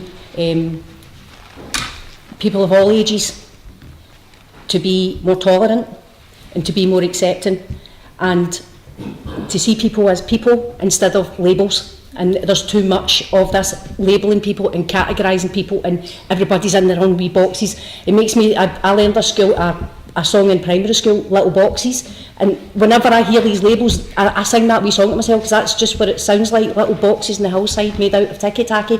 That's, as Yvonne said, it's a sad indictment of society in the 21st century when we're having to talk about this. And something has to be done, but it has to be done across the board, not just in schools. It has to be, everybody needs re-educated when it comes to the LGBT community. Yes, I mean, we have to make it clear that discrimination against any group is completely unacceptable, and the council should make that perfectly clear. The council should also be offering support to anyone that feels that they're discriminated against. I mean, the council should be publicising that people who feel they're the victims of discrimination can approach the council and have discussions on a confidential basis. There is a Scottish maxim, we're all jocked on. Yeah, that's right. Absolutely. I think the equality Act makes it clear that people can't be discriminated against because of their sexuality, no matter what age they are. And I suppose the question is, young people, no matter what sexuality, should feel safe and have a right to be safe. And I suppose talking to people in schools, youth clubs, about how they feel, and the Stonewall have a mentoring scheme that's very well developed, and it seems to me that if you've got a group of people that feel that there is something particular that they need to address their safety issues, that talking to them, getting organisations like Stonewalling, talking to schools that have maybe particular work that's being done with groups, is a way that we're bringing forward. And I think some of the stuff we're talking about in Think to Know, where we're looking at creative ways of equity and engagement. The LGBT community has a lot of things to offer, and if they are being discriminated in Dunoon in particular, we need to address that. And that, I think, needs to be something that's done through discussion with the schools, discussion with young people themselves. Yeah, I think for me, it's been quite an interesting week or two with regard to, as you know, session plan down at Sandbank Church, and it's been interesting. The Church of Scotland are now contemplating a gay marriage being conducted by ministers of the Church of Scotland. And I don't have any hassle with that. I don't have any difficulty with that. As far as other gender issues, I don't have a problem with it. Because the way I was brought up, it's all about love and respect. And if we stick to those basic principles in wherever we are in society, love and respect are the two target words for me. So if we respect each other, regardless of any issues that go along with us, we've all got issues, it doesn't matter, love and respect, and that's so important. I was heavily involved with the Fit for Work Award in relation to disability, and I remember at the college, we were one of the first colleges in Scotland to get Fit for Work, which is a precursor for positive about disability. So again, when you bring that into your normal life as a councillor, you say to yourself on the planning committee, for example, there's a new building getting built, what about disabled access? And indeed, the building beside the Borough Hall has got a whole lot of big steps going up it. They never bothered about the disabled access. So with regard to those other issues that we're developing now, we have to think outside the box and amend our strategies and philosophies and all the rest of it to ensure that we stick to what we're about as a society, particularly in Scotland, I would say. And it's about love and respect. And if we stick with that, then we can deliver the services to the wide range of folk that we need to love and respect. And for me, as a Christian, practicing Christian, whether you agree with faith or no faith, it doesn't matter. That's a basic human fact, that we should look after each other. And we have to look after the vulnerable, because if we're not going to look after them, who will? Yeah, really was very little to be added to what's been said here. I mean, I totally agree with all that, that we should respect everyone. And as Ian as Ian has said quite clearly there, we're all joint captains bears, we're all the same, we shouldn't be distinguishing anyone different from anywhere else. And you know, discrimination should be just completely out the window. I totally agree with that. Yep.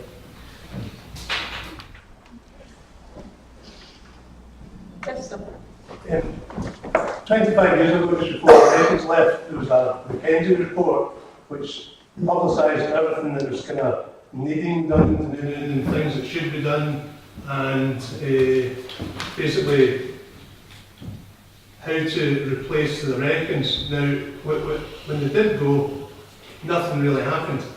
And today, we're still, if you looked at that report, you could tear the front cover off it, and we're just talking about the exact same problems 25 years down the line in Dunoon. Dunoon and the entire Argyll and Bute, everywhere, is in a massive decline, and I don't think that the council has done anything at all to stop that in the last 5 or 10 years. Now, on two different sides of that, you know, we have a great day last week with the thing in Dunoon, and great points, beautiful presentations, we've had loads of those, but those ones were spot on. But there's no point in going down that road if we can't attract people to come here and work. And we're in a situation here where, you know, we've got a business gateway that absolutely have got no idea of what they're doing whatsoever, backed up by a Highlands and Islands enterprise. Now, if anyone in this whole room or council or meetings can tell me a business that's relocated here, or a business that's set up successfully in the last 5 years, you know, you might think of one, you might think of two, but we need more than 10 people to come here and start to live. We're stuffing it from the beginning because people, there is no work here for people. We're talking about tourism, which is, you know, people are saying, you've said it yourselves tonight, that it's a big, big, big thing for Argyll. Well, it's on its knees in Argyll, and we've been told every day by the councils, HIE and everybody that it's doing so well. But the reality of it is that it's not. We can't sell businesses here. We can't sell hotels. There's more hotels in the last 2 years have been having to put in for planning permission to change it back into houses so that they can maybe sell it. You know, there's businesses here for 5 or 10 years for sale now. The council's done nothing about it at all, and we need to get at that end of the spectrum. We need to get people to come here that don't have to manufacture and import stuff in to then send it out, because we can't compete with the rest of the world or the rest of the Central Belt or other stuff that's going on in there. It doesn't really matter how you get the people here, because there's nobody trying to get anything here, and that's at the beginning. So we can't grow out of the mess that we're in just now, which is going to get worse. It's not going to get any better. I don't think anyone in the room would think that we're in for an upward trajectory of anything in doing. It's on its way down. The other point is that at the other end of the spectrum, so we can't bring people in, we can't grow the place, but at the other end of the spectrum, we have elderly people scared to live here now, and there's more people moving away. This used to be, we could rely on retirement for people to come here. Now we can't, because they're looking at what happens when something goes wrong. Basically, if they're not getting that care within 30 minutes or 45 minutes, they're dead. So can I interrupt you a minute? Have you got an actual question for me? Of course I have to give you I'm asking I'm waiting for everybody else. And so we've got two ends. We've got the end where people are leaving, we've got the end where people are not coming into it, and nothing's happening. So I'd like to ask all the panel what it is that they see as important things to start to get growth into the area, and from businesses, and to change the way that we've been not doing things at the moment. Okay. I mean, totally valid point. remember way back to 1992, my days at Strathclyde, when Charlie Gray, the then leader at Strathclyde Regional Council, had Dick Walsh in and offered as much help as is humanly possible to help the Strathclyde Regional Council could give as much help as possible to try and in some way sort of alleviate some of the pain that was going to be around, the immediate pain. So I remember going back as far as that when the Americans left and realising there was going to be some huge issues. But I think it's been touched on earlier on tonight. It's about looking at things like the schools. Are the schools high quality? Do you have high quality healthcare? Things like Struan Lodge and the hospital, crucial issues. If you don't have those infrastructure services in, then people, as you rightly say, elderly people with concerns about their health, or maybe in later years, concerns about their health, simply would think twice about coming along. And it's about working jointly with other partner agencies, you know, the Scottish Government, looking at the business forums, basically Institute of Directors, the CBI, part of the Chambers of Commerce, all of those groups, to see where we start to take things forward. But it's a mix. It's about the transport, it's about connectivity, it's about broadband. Is it a high quality council? Are they providing high quality services? What's the quality of life like? And that's the sketch. So you have to start somewhere. I don't have any. I've said for my entire life in politics, I don't have a magic. I've got plenty of stuff in my bag, but a magic wand isn't one of them. So there are no easy solutions. It's all about having the will and the common sense and the energy to actually try and get agencies together and tackle the whole thing holistically. But that hasn't happened. The man's talking about job creation. That's not happening. The Noonan district is the most deprived community in Scotland. No, I think probably it might be second. I'm not going to get the statistics when we're here, but what I'm saying is, it can happen overnight. I appreciate what's not happened over 25 years, but you're asking about what you think can happen now. Well, I don't have a magic wand, but what I'm saying is we've already touched on some of the major issues earlier on here tonight in the debate. And when you start to get high quality, transparent, value for money council services, good joined up thinking with both the other partners in the public sector and the private sector. I don't think it's excuses. I mean, the bottom line is you've asked them. Because all these agencies have always been here. You know, if I've been directors or can I just stop? I thought you were asking us what our plans would be. So I've just told you what my view is. Right, well, I actually work in a relatively new multi-million pounds private investment in Port of Adi Marina that usually in the quieter months employs 40 to 50 people. In the summer that can go up to 80, 90 people. One of the biggest problems that we have is recruitment. It's not that there's no jobs there, it's that we can't get the people to come and fill the positions. And one of the problems is the connectivity, the transport, social housing. There's not enough social housing. And that's from years and years of neglect that has to be addressed. Not just obviously for Port of Adi Marina, but across the whole area. Because if you've not got the social housing, we've got the schools, we've got good quality schools, we've excellent teachers in them. My children went to Sandbank, my children went to Dunoon Grammar. They get an excellent education, and we've all heard about that report. That report wasn't about the teachers or the quality of the education that the children are getting, and I think everybody needs to be reminded of that. So it's not about the schools are there.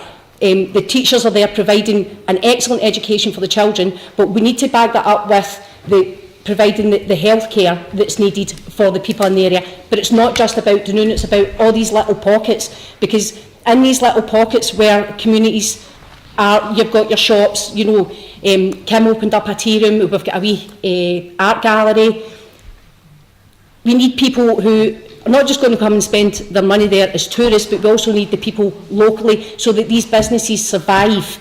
And it's a big picture that we need to look at, and decisions getting made behind closed doors, as it has been done in Argyll and Bute Council, without the best interest of the communities that these people are supposed to be representing, needs to change. Going back to the question about open and transparency, which I didn't actually get a chance to make a comment on. It's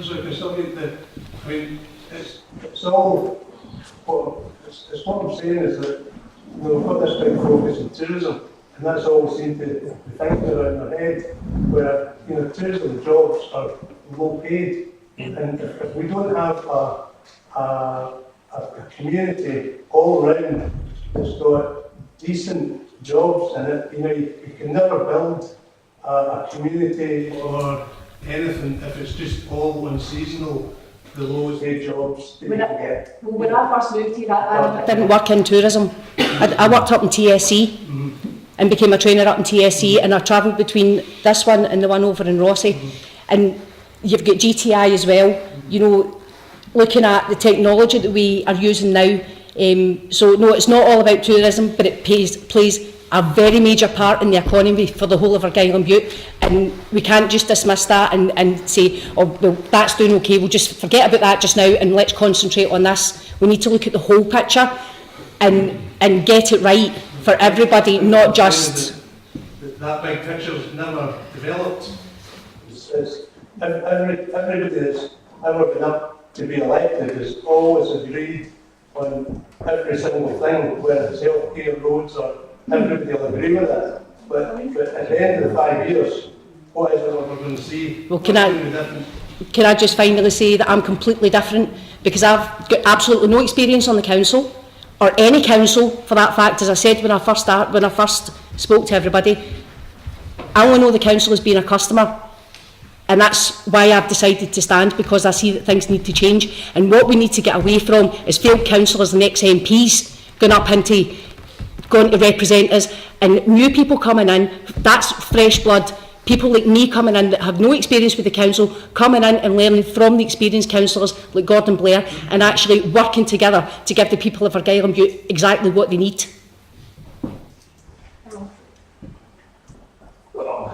There is no easy answer. If there was, somebody would have thought of it by now.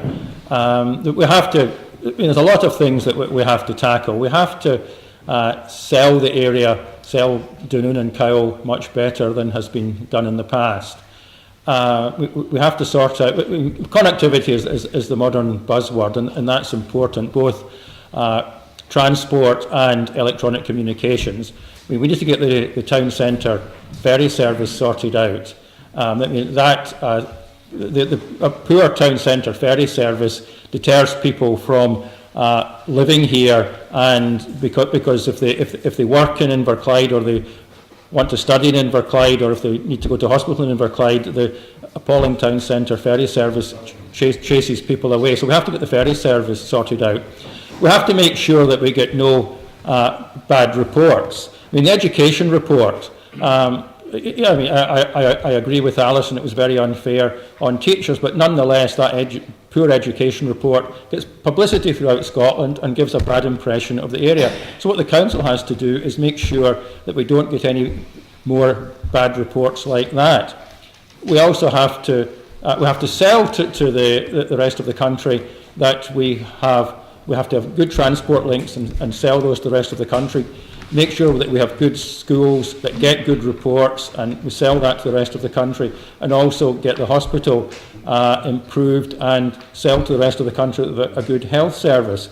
That will attract people to come. Now, tourism is very important, so we have to back tourism. So is also is broadband and 4G. Dunoon and many of the village centres, you will now get broadband. You can get 4G in places, but we have to make sure that the whole of Cowell has broadband and 4G, because if we do that, we can attract people to come here and do homeworking. Now, homeworking will not generate big statistics the way, for example, a new factory will, but it's still, if we can attract people who are in well-paid jobs that, because with modern communications don't have to be done in an office, they can be done from home, then those people, if we can attract them to come and base themselves here, then they'll spend money in the local economy. So it's a whole series of things. It's better transport, it's better electronic communication, and it's improving our public services and selling them to the rest of the country. I think, I agree with that, but one of the things that struck me about trying to get businesses to come here, to build on, make jobs, is you've got to have some way of giving people incentive to come. And I remember going back years ago in Wales, they gave people council tax holidays for 5 years, gave them incentives of grants. So they, like Laura Ashley, I think, moved the factory out to Wales and set up a factory in Wales. And because of the rate holiday and the financial incentives. So if we're going to change what we do here, I think we've got to look at some economic incentives that attract businesses from other places to come here. The other thing is that Inverclyde does is it gives reallocation grants to people that move into the area. So if you've got new businesses, you've got to have new workers. And how do you attract workers in?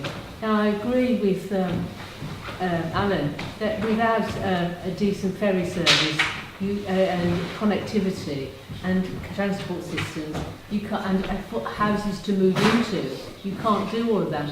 But, you know, it's chicken and egg. You know, we need to have a strategy, because if somebody moving their business into Argyll and Bute isn't a 5-minute job.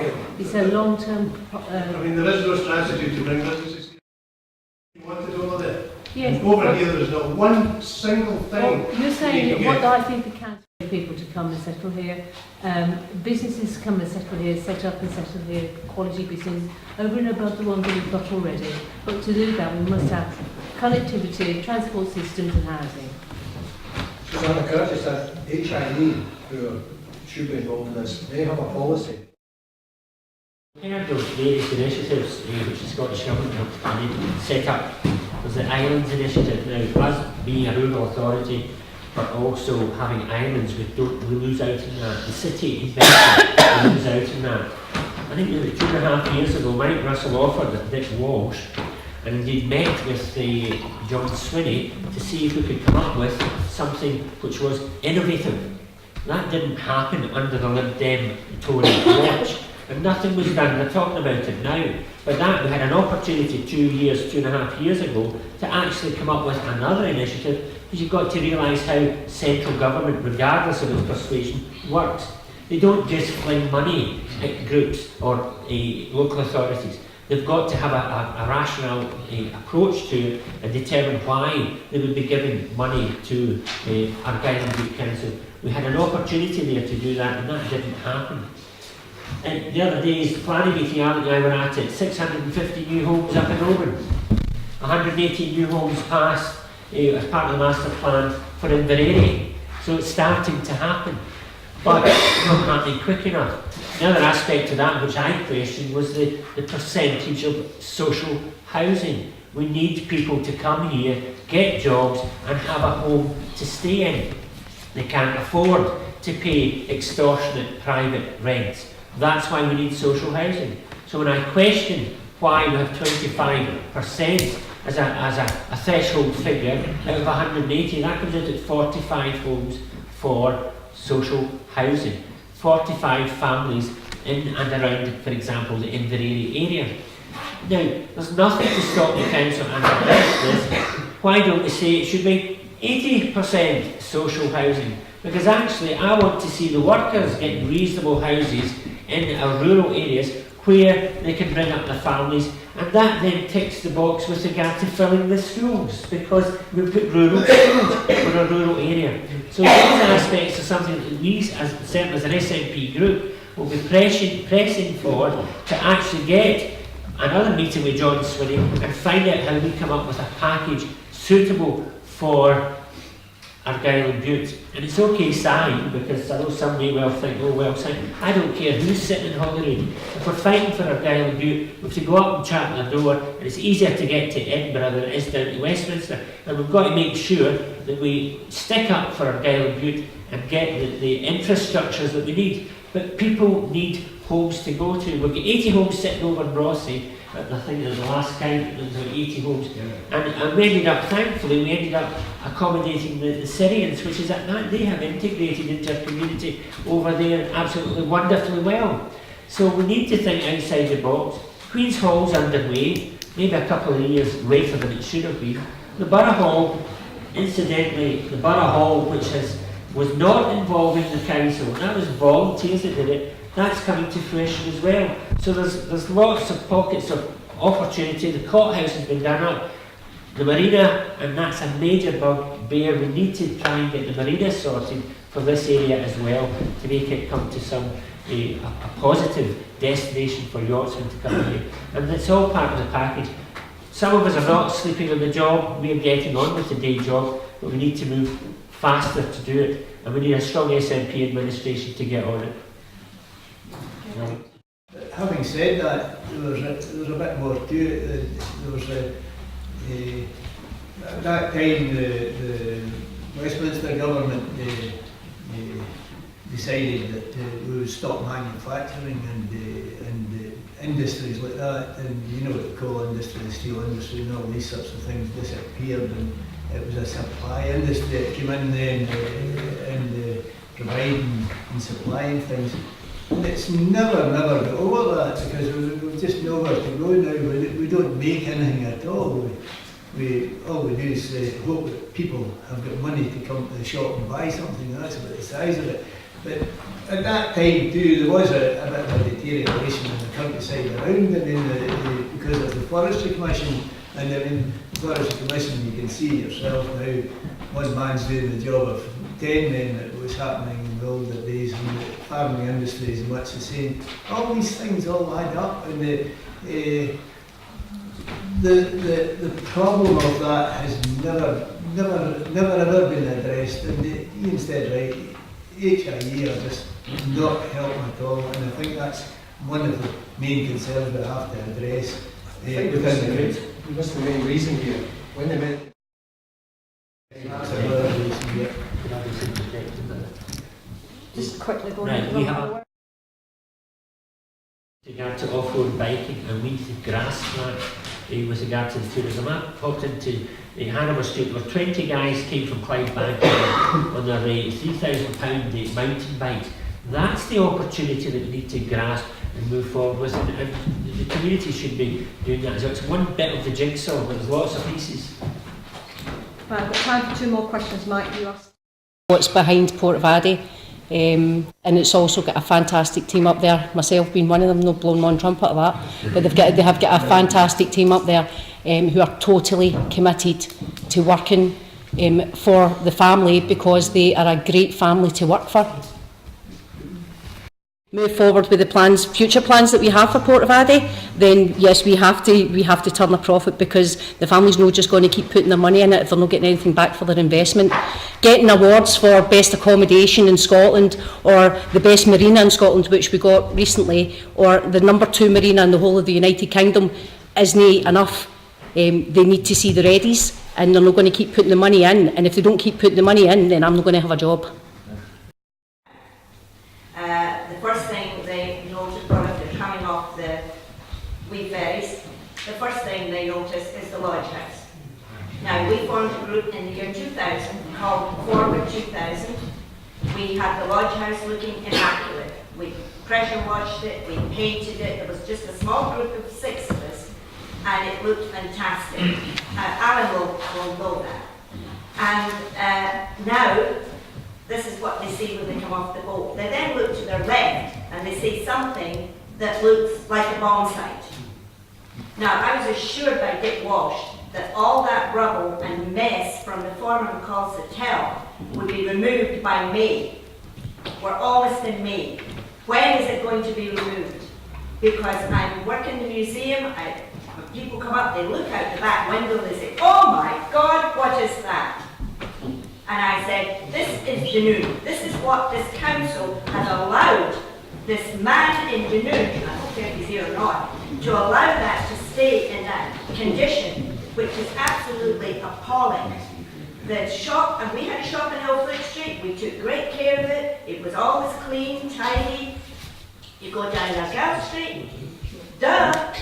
You know, they're either empty or they're not being looked after. There is no pride. We used to have pride in Dunoon when I was growing up. It was immaculate. It was a town council and they took care of things. And now I am just so ashamed of my town. I'm 73 years old and I have never been so ashamed of my town. When are we going to get a council that doesn't. And no one elected me. Your problem, not mine. 137,000. When they started to tell us it's probably... My husband offered to buy it for 5,000. The reality of it was I suggested at the planning meeting, the area committee meeting, that we actually should turn it into an opportunity for the mountain bikes, with regard to actually have a centre where they can repair the bikes, close them down before they actually go onto the road. Now when I spoke to the cyclists, they were actually saying, that's the ones that were talking about at Hanover Street, 20 of them from Clydebank, I said, absolutely right. And they've got bikes. Cycling is the new skiing. Do you know what I mean? We have the opportunity, fantastic help to do that. With regard to the comments earlier I made with regard to the building control side of things, we should have, if we're delegating money to the communities within an area, then you can determine where you want to spend it. I know where you'll be spending it. You'll be spending it on the lodge, you'll be spending it on the areas that are of real concern and getting things done. From an enforcement perspective, we need to get the officers to issue notices to say, by the way, that site needs to be cleaned up, get it done. That's what we need. Well, why is it not being done? Administration, what you've spoken about over the past 5 years, we have been positive in opposition. That's how I'm not going to be wanting to fall out with folk, but I've been positive in opposition for the best of both Cow and the rest of Argyll and Bute. And I can't say that's been necessarily the situation with many other good LibDems and Tories. I'll start. Well, folks, I've been in this position for the last 10 years. I feel I've done all right. I would hope that I've supported your community all the way through, and I've supported every community in Cow, and I'm very, very familiar with Cow, and I know the needs of the people.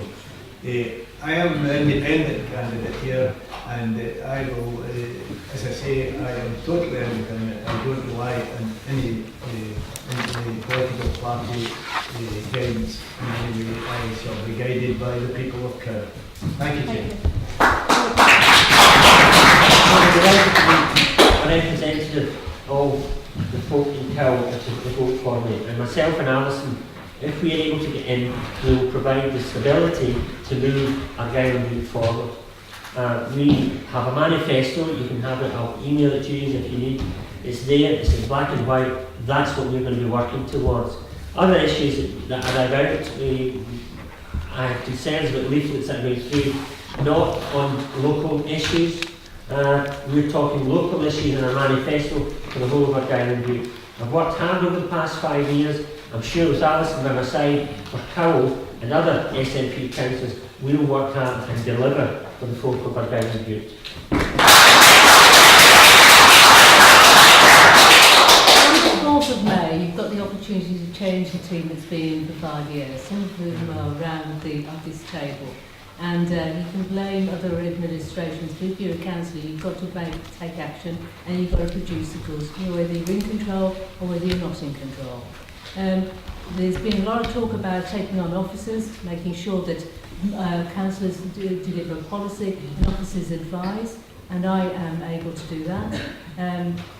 Working in partnership with you, the communities councils within the communities, is absolutely key to making sure that we deliver, I deliver what you want.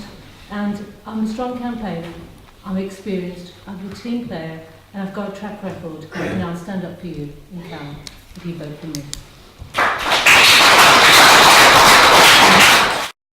And the experience to deliver on your behalf. I have the experience that I know the right questions to ask the council officers, and I certainly won't be taking the wrong answers from them. I think the council has to work in a much more cooperative manner than it has done in the recent past. No party is putting up enough candidates to take control of the council, so that the parties and the various independent groups will have to work together. I would rather that all the councillors all work together to form a stable administration. We've had too much in recent years of a group of parties forming a government, the other parties forming the opposition, and they just shout abuse at each other. All parties have been in power at some point in the recent past. but we've always had this government versus opposition mentality. That's got to change. We'll be electing 3 councillors to represent Cowell Ward.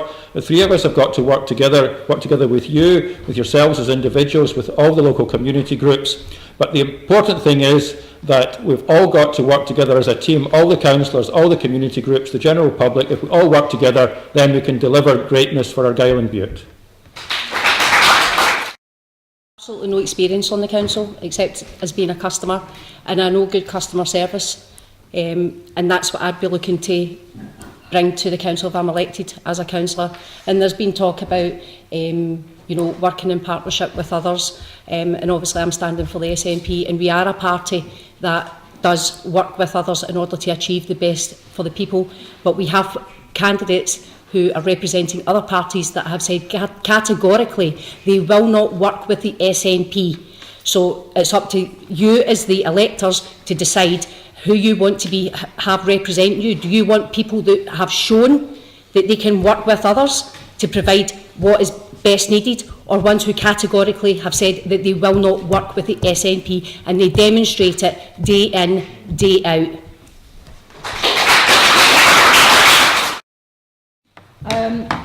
I firmly believe that local government makes the most enormous difference to people's lives when it's working well and working effectively.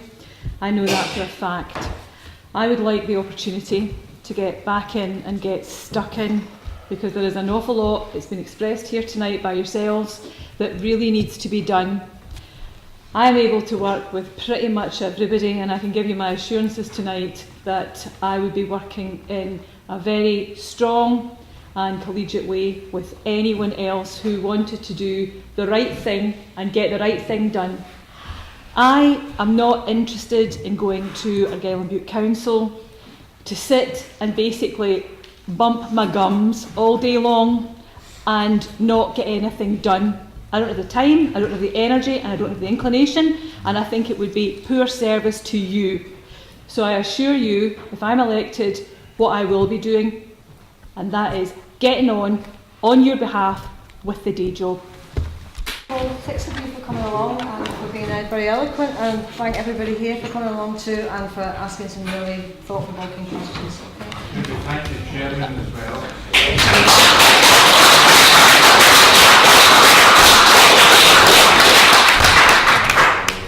Thank you, sir.